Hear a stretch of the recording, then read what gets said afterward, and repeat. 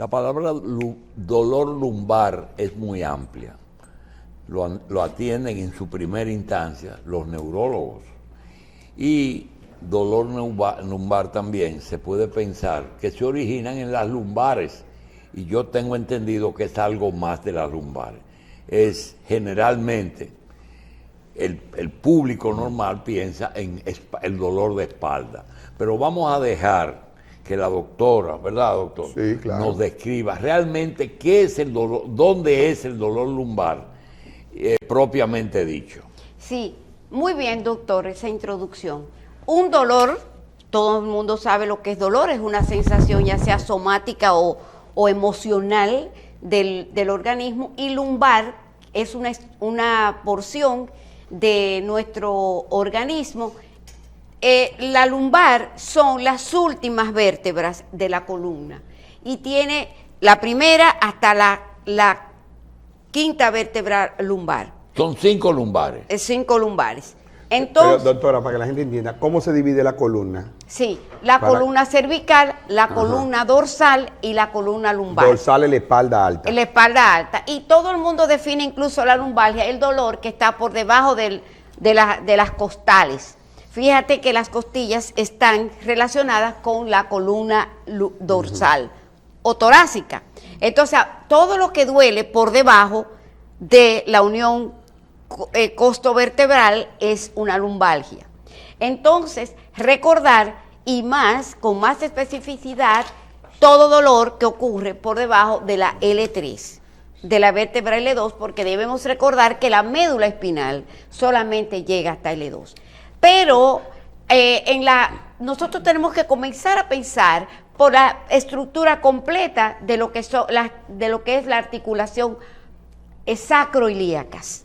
Entonces, a veces, cuando una persona tiene un dolor, automáticamente va donde un neurólogo, donde un neurocirujano, donde un ortopeda, etcétera. Y hay que pensar primero en qué hay alrededor de la columna lumbar. Y tú tienes las articulaciones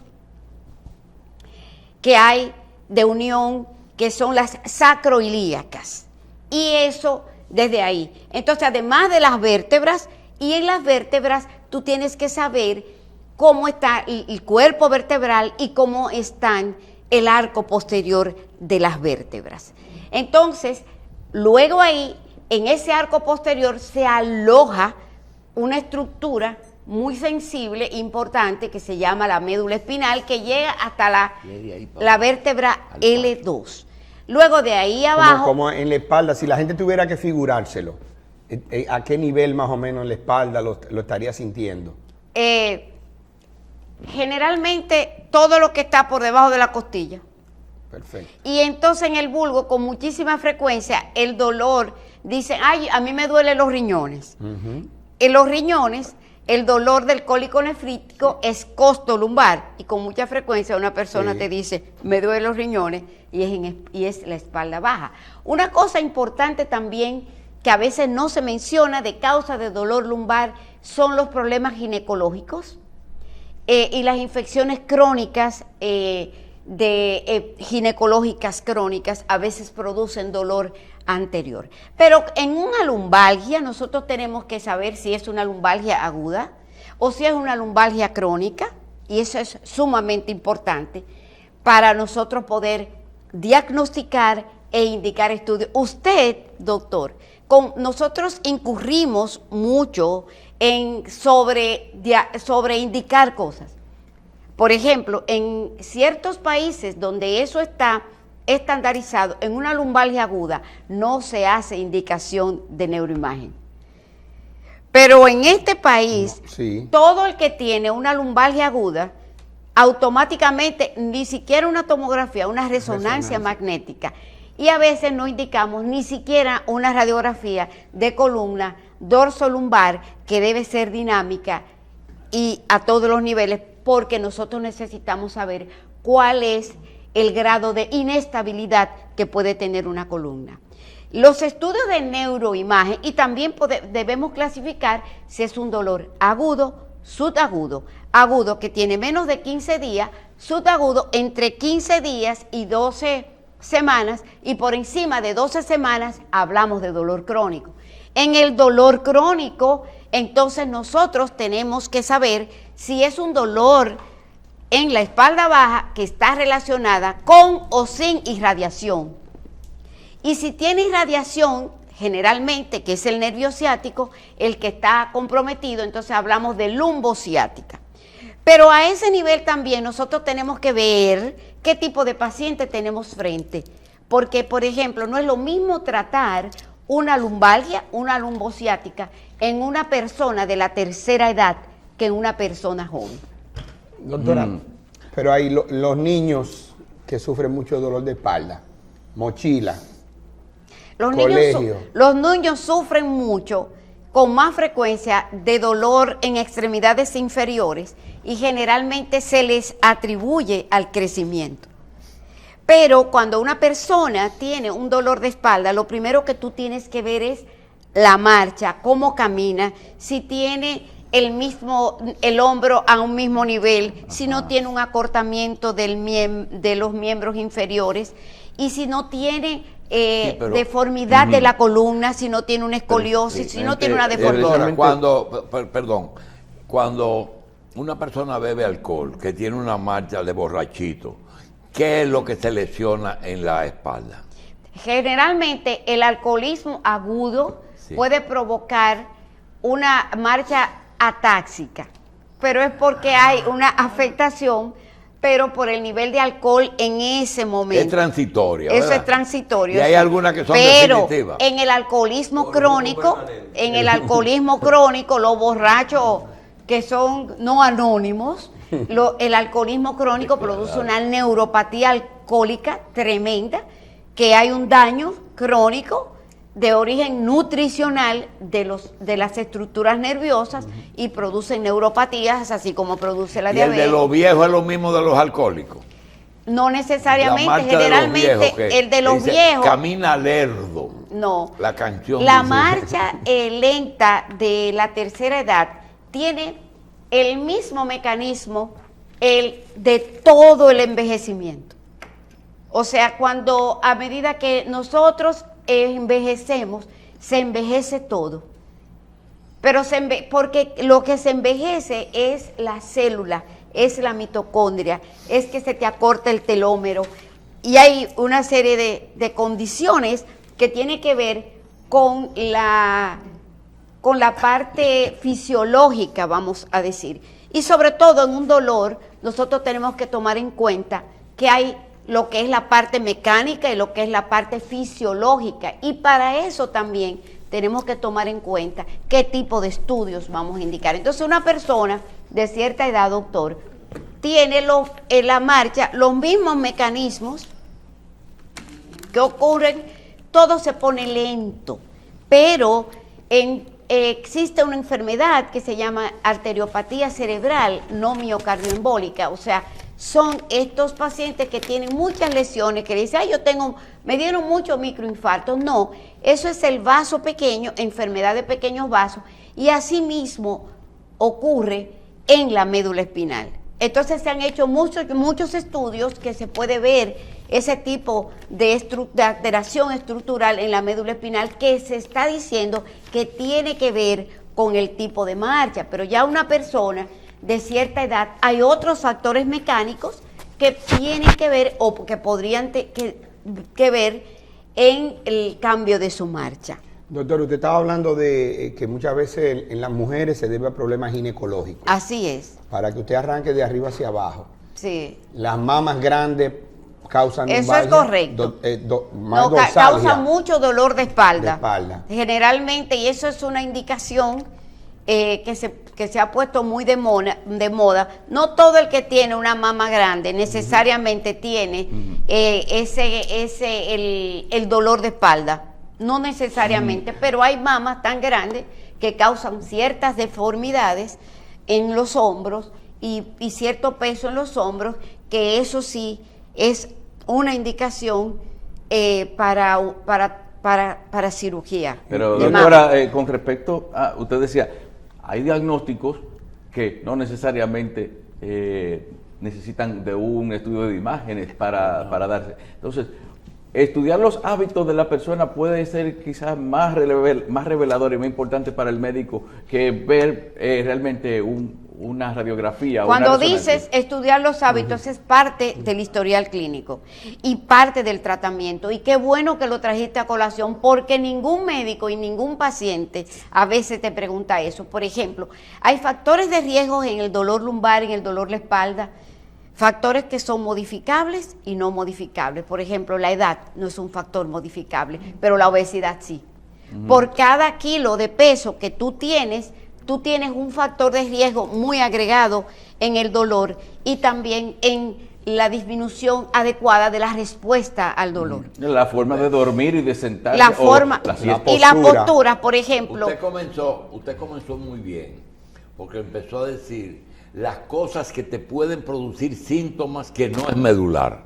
Por ejemplo, el caso de la circulación. A veces la circulación, un paciente que viene y te dice, usted está hablando de que la vejez disminuye todo, a veces se mueren algunas cosas primero que otras, ¿verdad? ¿Verdad? ¿Cuándo uno diferencia la circulación del sistema nervioso?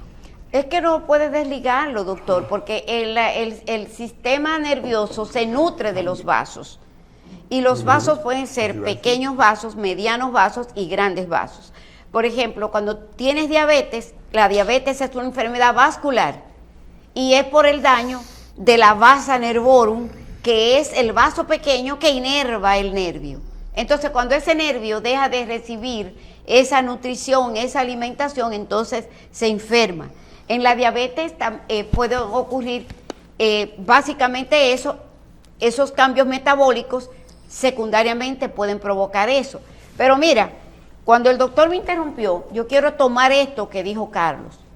Cuando nosotros vemos un paciente, lo primero que tenemos con una lumbalgia es saber el tipo de ocupación que tiene el paciente. Sea panadero, lo que sea un obrero, un médico, la cantidad de tiempo que dura sentado, sea un comunicador, sea un pelotero.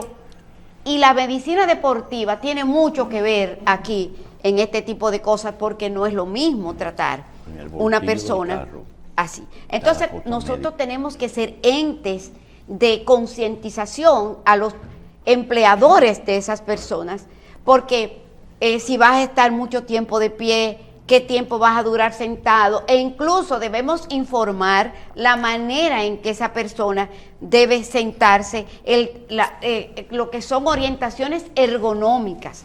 Si tú tienes un dolor lumbar, yo tendría que saber a la altura que tiene tu mesa, el tipo de silla, el tipo de sillón que vas a usar, la forma que te vas a sentar, y después de ahí seguimos.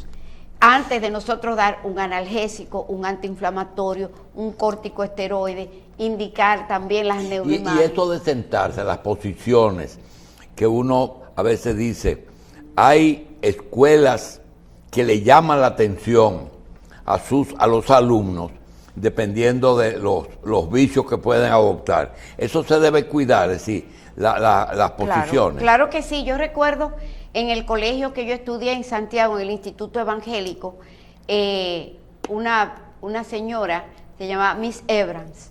Era el ejemplo para las personas que nos orientaban, que ella tenía una columna recta, a pesar de que tenía 70, 80 años para la época. Esa señora siempre fue y estuvo erguida. ¿Y cuál es la posición correcta? Por ejemplo, yo no descanso mi columna. Si ¿está hablando del Kama Sutra o está hablando de...? No, yo estoy hablando de la posición. Debe ser mantener siempre su columna y no erecta. dejar caer el peso de la columna sobre la región dorsal. Por ejemplo, cuando yo tengo dolor, yo me apoyo el codo en algún sitio, en un sillón. No debemos. Y mejor el dolor.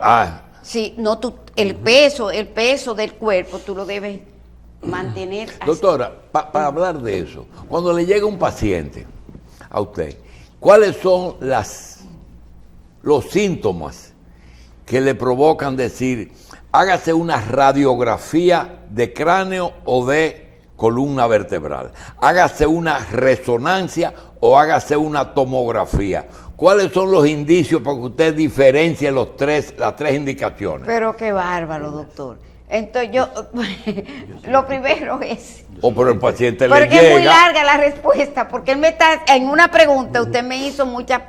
Porque son 3 preguntas. Lo primero es que yo solamente indico una radiografía de cráneo, si yo sospecho que hay una fractura y yo no tengo una tomografía para hacer un algoritmo. Radiografía es para hueso, entonces. La tomografía es para, la tomografía ve hueso, la resonancia no ve hueso.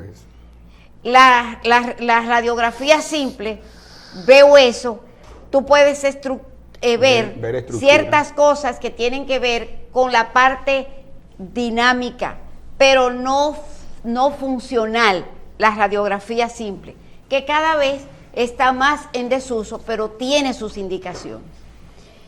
Una resonancia, por ejemplo, en el cuello, yo no pierdo mi tiempo indicando una tomografía.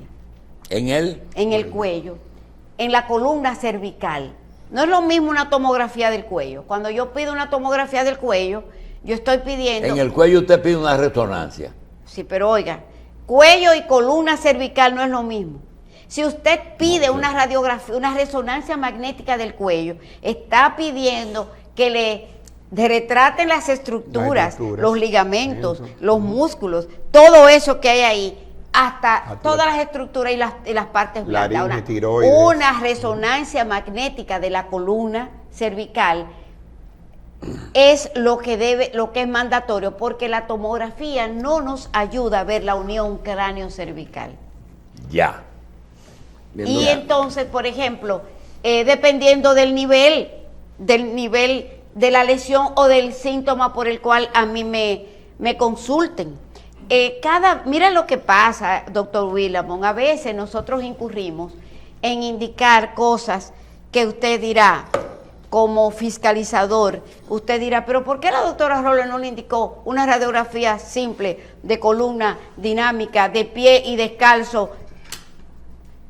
Porque si tú le indicas eso y le dices al paciente, el paciente va condicionado a que tú le indiques una resonancia magnética o le indiques una tomografía. Y en la columna lumbar, la tomografía, si yo estoy sospechando una protrusión discal o un disco, es la única indicación, porque la tomografía en la columna lumbar te da muy poco, y la tomografía en buenas manos, tú puedes ver bien el nivel de la protrusión o el disco. Doctora, pero usted como buen clínico acaba de tocar una fibra bien sensible de lo que está pasando en la medicina hoy en día en República Dominicana. El sobreuso de los medios diagnósticos. Antes de decirle a ese paciente, cuando entra a su consultorio, que yo estoy seguro que usted observa cómo él camina cuando viene entrando. Claro. ¿Verdad que sí? Sí. Para verle la marcha, el gait. Sí. Para ver... Y el nivel. Y entonces lo otro, la falta de... el nivel, o sea, yo digo, yo quiero tal cosa porque yo sospecho que hay una compresión a nivel de L5, S1. No, yo creo que es a nivel L4, L5, y lo escribo para que el radiólogo... no es radiólogo, ahora son neuroimagenólogos. Pero imagenólogos. Usted lo hace después que se tomó su tiempo, interrogándolo y haciéndole un buen examen neurológico.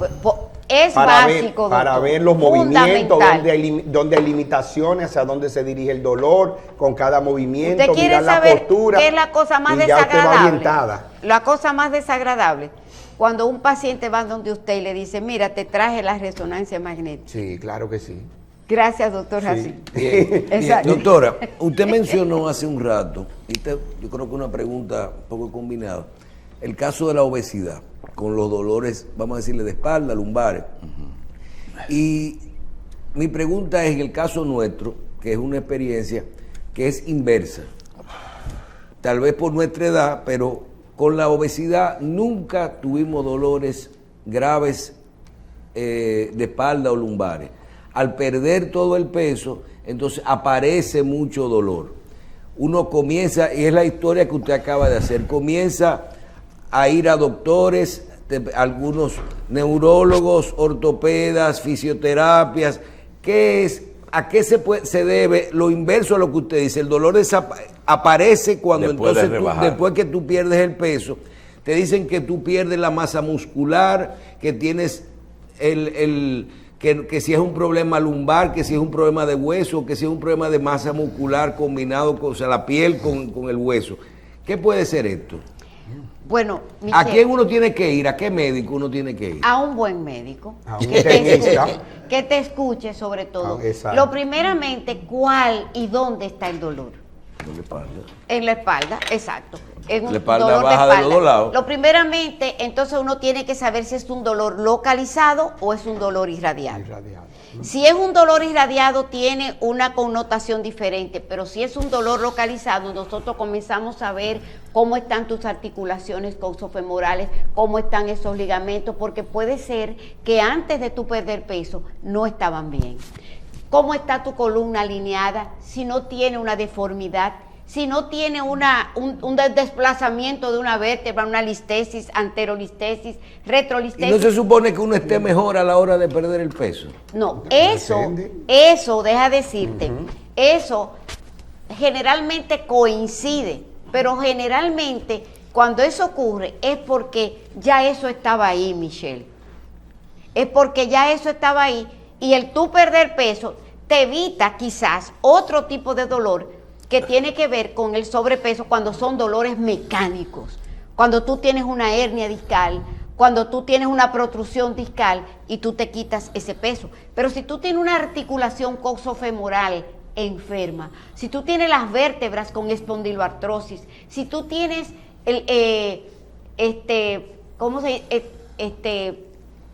disminución de la parte mineral, de la mineralización ósea, que con frecuencia después de las bariátricas se ven por el asunto nutricional, osteopenias, osteoporosis, Sí, por pero el ya tema usted le está dando la consulta y tiene que averiguar si él tiene seguro. Sí. Porque ya le está dando la Pero tú- consulta.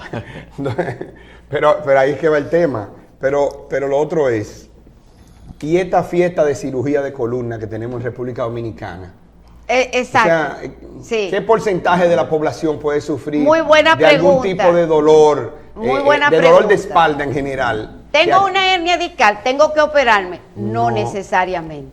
Esa es la respuesta. Siempre una operación Ese- es un último recurso. Claro que y hay sí. y hay indicaciones verdaderamente, Sí. verdaderamente típicas. Y otra cosa, ¿Y qué son los bloqueos? el nervio que está relacionado con la Con el estructura dolor. y el dolor, tú lo bloqueas. Pero mira una cosa importante. Mire, hay que hacerle un reconocimiento a la doctora Robles y al doctor Puello, porque eso que está preguntando el doctor de esa fiesta de columna, el doctor Puello y la doctora dice, no es que no haya que hacer en un momento una cirugía de disco intervertebral, pero hay que pensarlo dos veces. Y lo primero que te dicen es no te operes y después entonces hablamos. Sí, entonces, mira una cosa. A veces tú tienes una hernia discal que está comprimiendo, pero tienes una columna enferma. Entonces tú le operas la hernia discal y ¿sabes qué? Sigue el dolor, porque tú tenías una columna con cambios degenerativos. Pero además, yo tuve un mini fracaso al principio de mi práctica, porque yo venía con mi teoría de una hernia discal, tratamiento conservador, educación, reposo por 21 días, y entonces el paciente no resiste ni entiende y se va donde un neurocirujano y lo opera. Mire, esa doctorcita me puso en reposo 21 días. Así mismo, ¿eh?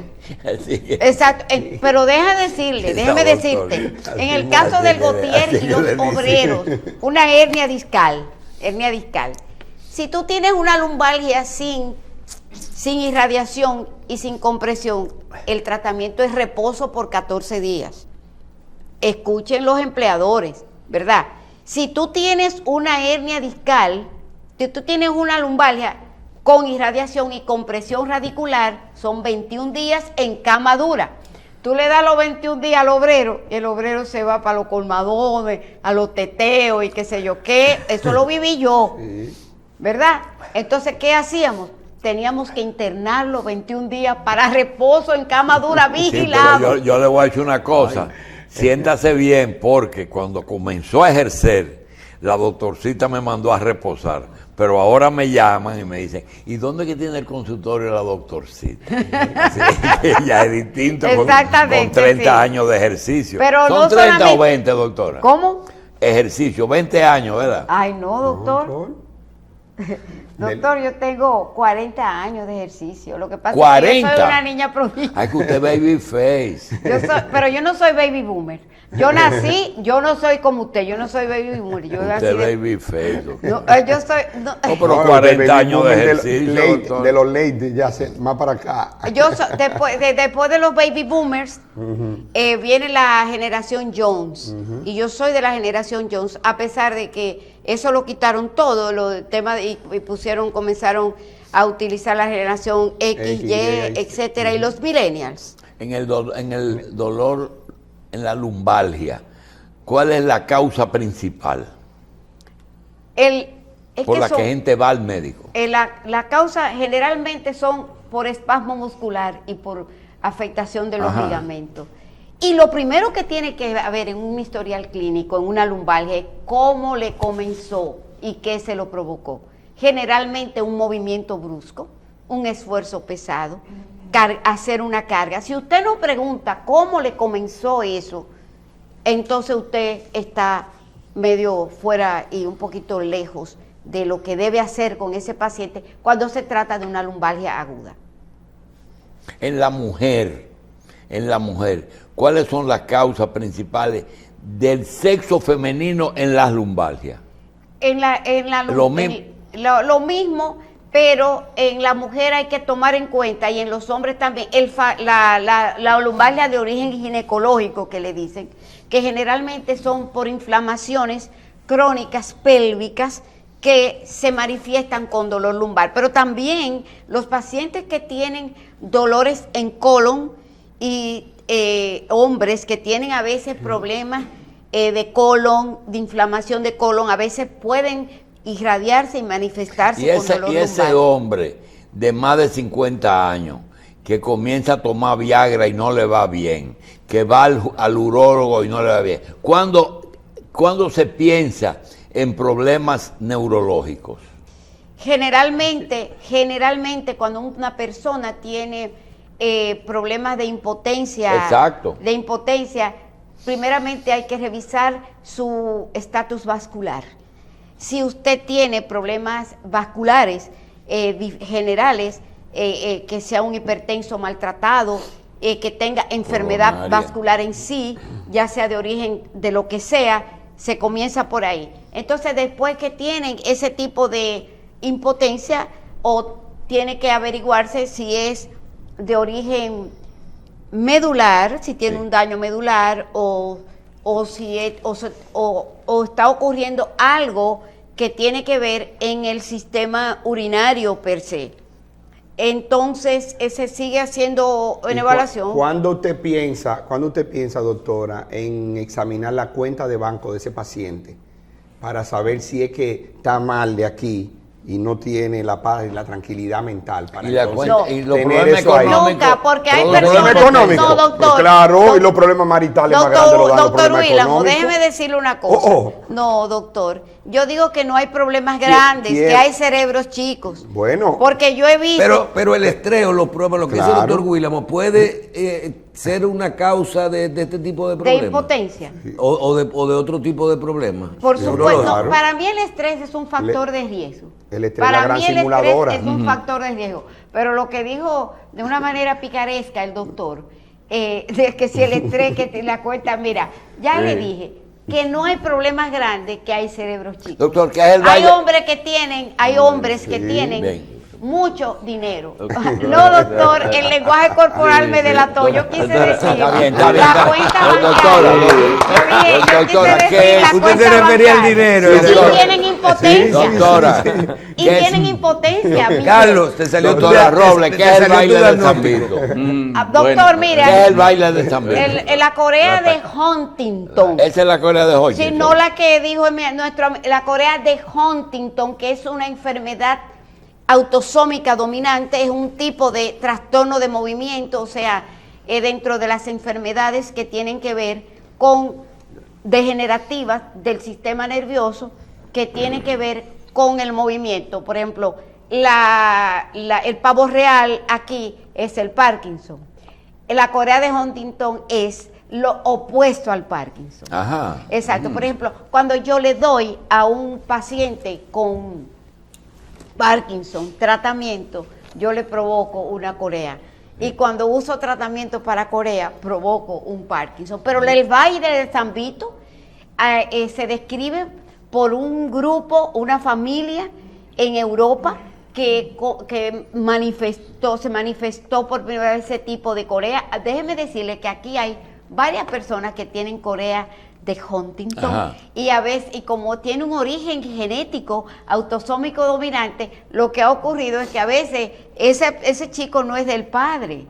Entonces se ha descubierto, por ejemplo, en el sur, que hay una familia que tiene corea de Huntington, que es un trastorno autosómico dominante, pero Eso quiere aparece decir en un casos problema esporádicos. hereditario, autosómico dominante que es hereditario. Hereditario, exactamente, que no está relacionado con el sexo, exacto. Entonces, ¿qué pasa? Que la corea de Sydenham, que es la corea que es parte de en la constelación de síntomas de la fiebre reumática, que es la enfermedad que que lame las articulaciones y muerde la mitral, y tiene 4 puntos cardinales, que son artritis, carditis, corea, ¿y cuál es el otro?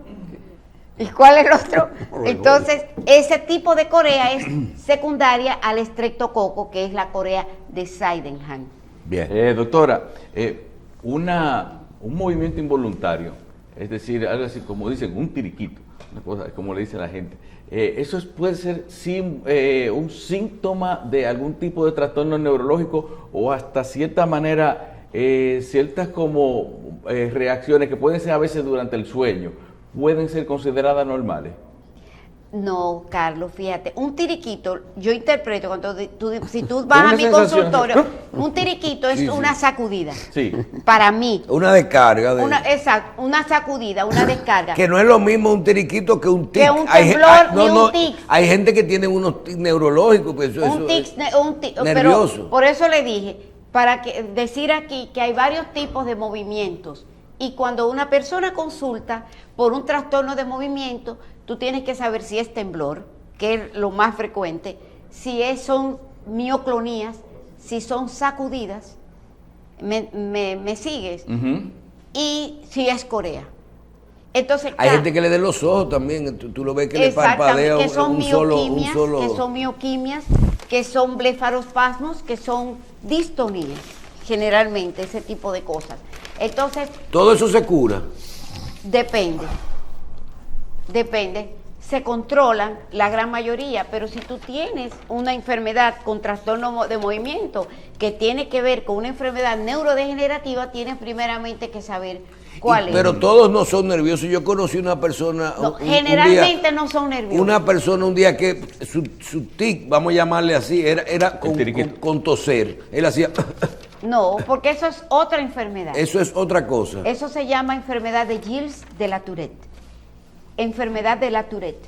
Y generalmente se acompaña de múltiples tics que vienen y van, y hay vocalizaciones y ese tipo de manifestación que tú dices. O sea, el tiriquito, como dice, puede ser un asunto que, para prestarle atención, si es muy recurrente. Entonces, ¿Tú quieres que yo baje más el escenario de tiriquito? Sí. Para mí el tiriquito porque es así que una la gente- mioclonía, una sacudida. sí, una un- sacudida. Sí, ok. Sí, pero si eso ocurre en la noche, puede deberse a una parasomnia o puede deberse a epilepsia. Y también se ocurre en el día. yo creo que la Cuando es una doctora- sacudida, un movimiento anormal, tú tienes que descartar, como dije, que exista una enfermedad neurológica de base Sí, pero eso importante. es como la importante epilepsia. saber cuándo y ocurre y por qué un tic Claro. o un teriquito, que la Claro. gente entienda. Claro. Porque, por ejemplo, yo no sé si aquí es un programa médico, se puede decir, hay muchos hombres que le da un teriquito cuando están orinando, cuando están en el baño, y eso ocurre.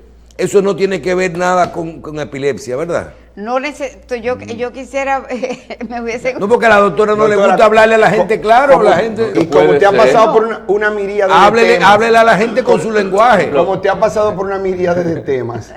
ese orinando el hombre y se cae, Sí. ¿por qué pasa? Por una disautonomía generalmente.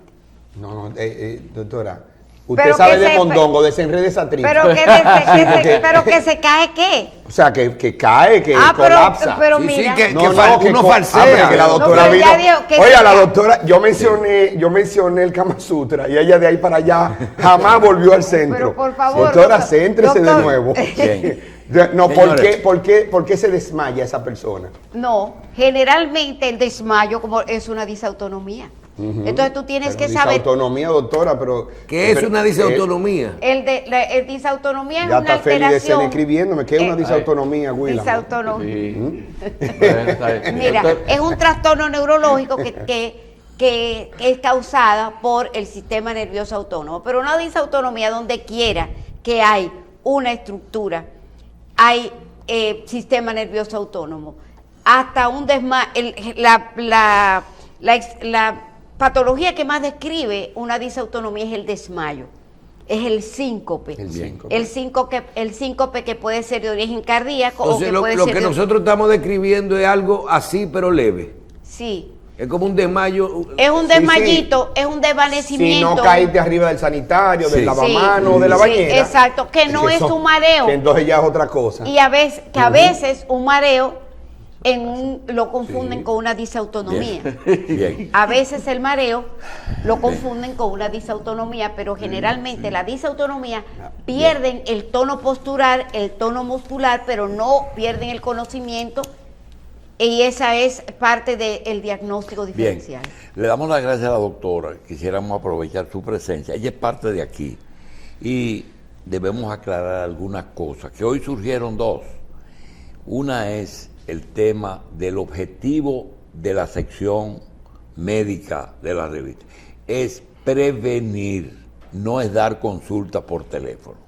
Eso es importante. Segundo, es que para un médico con muchos conocimientos, como la doctora, o el caso que teníamos de doctor Hanna, o alguien que estuvo hace 2 días aquí, en que el médico tiene un conocimiento integral del cuerpo y de la medicina. Por ejemplo, nosotros no le hablamos de diabetes, pero el neurólogo tiene que conocer problemas de ortopedia, problemas de radiología, problemas de endocrinología, hay muchas cosas que tiene que conocer. Entonces, cuando yo me quejo, porque soy yo el que me quejo, del nivel en que ella expone, es porque no nos gusta que parezca que es una cátedra, pero el problema es que los términos que ella conoce son esos términos, y a veces el televidente, no voy a decir el paciente, o se pone a leer cosas raras, que hay muchas informaciones, o no entiende. También hemos descubierto que en este país, en que hay ya posiblemente 20 o 30 mil médicos graduados, muchos ven las revistas. Ese es otro problema. Y finalmente, algo que le preguntó Michelle, y es que a veces es difícil contestar porque ocurre lo siguiente. Si en el día de ayer la doctora vio un paciente y ese paciente tiene el problema que nosotros le estamos planteando, posiblemente piense que se están refiriendo a él, y eso no se dice. Y hay que tener mucho cuidado porque a veces un médico ve 10 pacientes en un día y cuando le tratamos dolor de lumbar, pues posiblemente 2 de esos pacientes estuvieron ayer en el consultorio. Sí. Y hay que ver que no se están refiriendo a ellos, sino que es una enfermedad común. Queríamos aclarar algunas de ellas, hay muchas cosas más que aclarar, pero nos queda darle las gracias a la doctora.